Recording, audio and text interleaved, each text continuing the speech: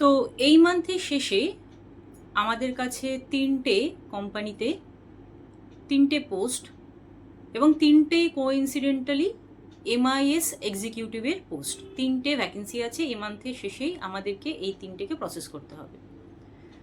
তো আপনাদের মধ্যেও যদি কেউ এরকম থাকেন যারা এমআইএস এক্সিকিউটিভ হতে চাইছেন, বা কোনো স্টুডেন্ট যারা আমার এই ভিডিওটা দেখছো তারা চাইছো যে এমআইএস এক্সিকিউটিভ হবে, তো তাদের জন্য আজকের এই ভিডিওটা। মার্কেটে কিন্তু এমআইএস এক্সিকিউটিভের ডিমান্ড আজকের দিনে খুব হাই, এবং সবথেকে বড় কথা হলো যে এটার জন্য যে খুব বিশেষ কিছু স্টাডি করতে হয় তাও নয়, খুব কম স্কিল বাট প্রপার স্কিল নিয়ে এমআইএস এক্সিকিউটিভ হওয়া এবং তারপরে নিজের কেরিয়ারকে আরও বিল্ড আপ করা, আরও গ্রোথে নিয়ে যাওয়াটা খুবই সহজ। তো আজকের এই ভিডিওতে এমআইএস এক্সিকিউটিভ পোস্ট অ্যাকচুয়ালি কী, সেখানে কী ধরনের কাজ করতে হয়, কী ধরনের স্কিলের প্রয়োজন হয়, সেগুলো সম্বন্ধেই তোমাদের সবাইকে আমি ইনফরমেশন দেব। এমআইএস, ম্যানেজমেন্ট ইনফরমেশন সিস্টেম, এটা হলো এমআইএসের ফুল ফর্ম। তো কোনো কোম্পানি যদি ধরো আমাকে as an MIS executive hire করে, তাহলে সেখানে আমার জব রোলটা কী হবে, মানে আমার কাজটা কী হবে।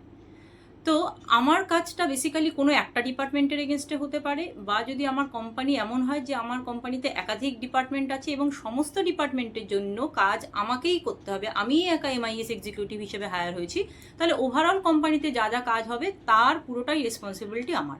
এবার এই কাজটা অ্যাকচুয়ালি কি, কোম্পানির ডেলি, উইকলি বা মান্থলি বেসিস ডেটা কালেক্ট করা, মানে কোম্পানিতে কী কী হয়েছে তার ওভারঅল ডেটাকে কালেক্ট করা, সেই ডেটাগুলোকে অর্গানাইজ করা, যেটাকে আমরা বলি ট্রান্সফর্ম করা। ট্রান্সফর্ম করা মানে ডেটার মধ্যে যদি কিছু ভুল টুল থাকে সেগুলোকে কারেকশন করা, দেন সেই ডেটা থেকে রিপোর্ট বা ইনসাইটস জেনারেট করা, করে আমার যে হায়ার অথরিটি, যে ম্যানেজার লেভেলে রয়েছেন বা তারও উপরে যদি কোনো হায়ার অথরিটি থাকে, তাকে সেই রিপোর্টটা প্রোভাইড করা, সো দ্যাট আজকে যে গত 1 মাস হোক বা 1 দিন হোক বা 1 সপ্তাহ হোক, তাতে বিজনেস কেমন গেছে এবং সেটা দেখে ফিউচার প্রেডিক্ট করা যে আমার আগামী মাসে বা আগামী ইয়ারে যেটাই হোক না কেন, ফিউচার প্রেডিকশন যেটা, সেখানে আমার বিজনেসের জন্য আমাকে কি কি আর স্টেপস নিতে হবে, মানে কোনগুলো চেঞ্জেস করতে হবে, কোনগুলো কিছু নিউলি অ্যাড করতে হবে, এই বিষয়টা অ্যানালাইসিস করা।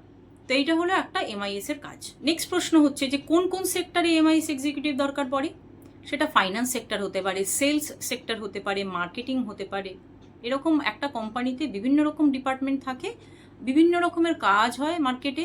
এই সমস্ত ক্ষেত্রেই কিন্তু যেটা দরকার সেটা হচ্ছে ডেটাকে কালেক্ট করা এবং সেখান থেকে বিজনেস সম্বন্ধে একটা ওভারভিউ তৈরি করা।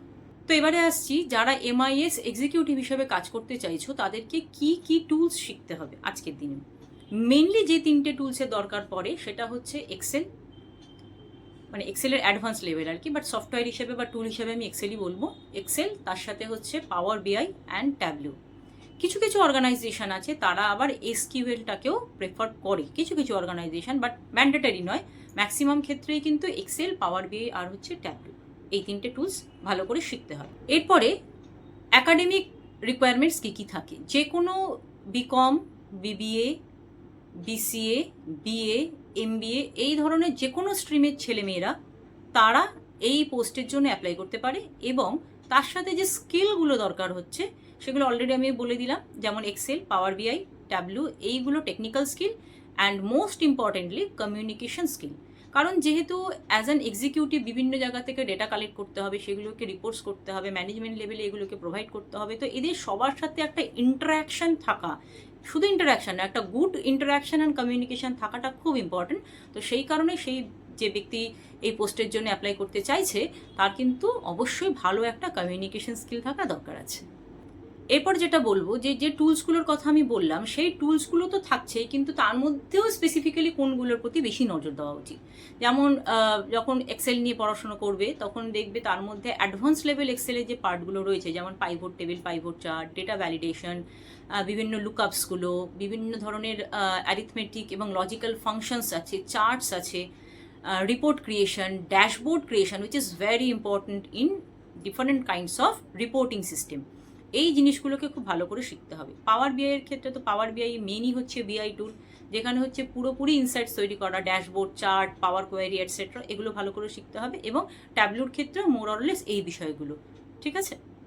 এবারে আসছি স্যালারি হিসাবে। তো একদম যদি ফ্রেশার হয়ে থাকো তাহলে ফ্রেশারের ক্ষেত্রে মানে কোনো এক্সপিরিয়েন্স নেই, তার ক্ষেত্রে ইয়ারলি 1.2 lakhs থেকে 2.4 lakhs রেঞ্জের মধ্যে এই ধরনের জবগুলো তোমরা পেতে পারো। আর যদি এক্সপিরিয়েন্স থাকে, অন্তত 3-4 বছরের মিনিমাম এক্সপিরিয়েন্স থাকে, তাহলে সেটা 2.4 lakhs থেকে 3.6 lakhs-এর মধ্যে হয়।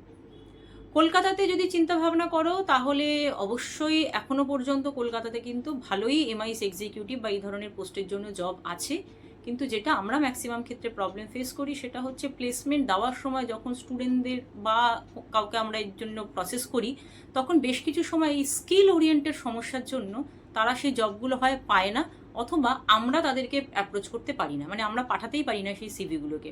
কারণ তারা দেখাচ্ছে তারা গ্র্যাজুয়েট, তারা দেখাচ্ছে যে তারা বিবিএ করেছে, এমবিএ করেছে, কিন্তু এই মিনিমাম স্কিলগুলো না থাকলে পরে সিভি পাঠিয়েও আলটিমেটলি কোনো লাভ হয় না। তো সেক্ষেত্রে এটার একটা সমস্যা থেকেই যায়। কলকাতাতেও এখন এই ধরনের জব রয়েছে, অন্তত 12 থেকে 17,000-এর মধ্যে ভালোই ইনিশিয়াল ফ্রেশারদের ক্ষেত্রে কলকাতা সয়েলে স্যালারি পাওয়া যায়। কিন্তু তার জন্য এই যে মিনিমাম, এগুলো তো খুব বিশেষ কিছু জিনিস নয়। আজকালকার দিনে কোথায় পুরো ওয়ার্ল্ড এখন এআই টেকনোলজি রোবোটিক্সে চলে গেছে, সেখানে যদি আমাদের ছেলেমেয়েরা এখনো পর্যন্ত এমএস এক্সেল না করতে পারে তাহলে তো সেখানে আর কিছু বলার নেই। তো এগুলো একদম বেসিক স্কিল, এমএস এক্সেল, পাওয়ার বিআই, ট্যাবলু, এগুলো একদম বেসিক স্কিল। তো এইগুলো যারা শিখে নিতে পারবে অন্তত ফ্রেশার হিসাবে তারা কিন্তু একটা ভালো জায়গা পাবে। এবং একটা কোম্পানিতে এমআইএস এক্সিকিউটিভ হিসেবে অন্তত 2-3 বছর কাজ করার পরে, এবং তার সাথে সাথে আরও যদি ফার্দার কিছু স্কিল, মানে একদিকে কাজ করছো তার সাথে সাথে ফার্দার কিছু স্কিল আপডেট করে নিচ্ছ, বিশেষ করে যেমন ডেটা অ্যানালিটিক্স, পাইথন, তার মধ্যে আছে এসকিউএল আছে, এগুলো যদি করে নাও তাহলে আরও ক্যারিয়ার গ্রোথ হতে পারে, স্যালারি হাইক হতে পারে সেম কোম্পানিতে বা অন্য কোনো কোম্পানিতে। তো তার জন্য সবসময় নিজের স্কিল আপডেট করতেই হবে এবং করেই যেতে হবে। ঠিক আছে? তো কারো যদি কিছু কোয়ারিজ থাকে আমাকে জানাও, আর যদি অন্য কোনো পোস্ট বা পজিশন এরকম বিষয়ে তোমরা ইনফরমেশন চাইছো তাহলে অবশ্যই কমেন্টে জানাতে পারো।